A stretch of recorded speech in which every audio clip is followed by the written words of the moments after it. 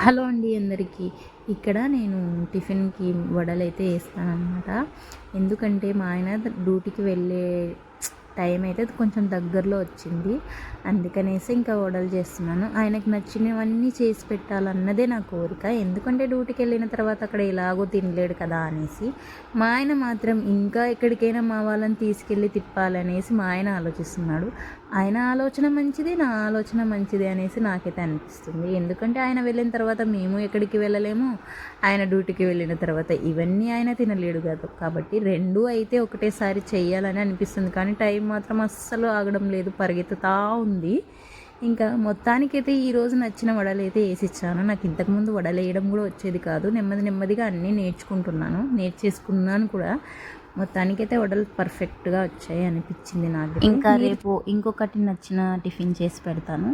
కానీ మా ఆయన ఏం ప్లానింగ్లో ఉన్నాడు అనేది అయితే ఇంకా నాకు తెలియదు అనమాట.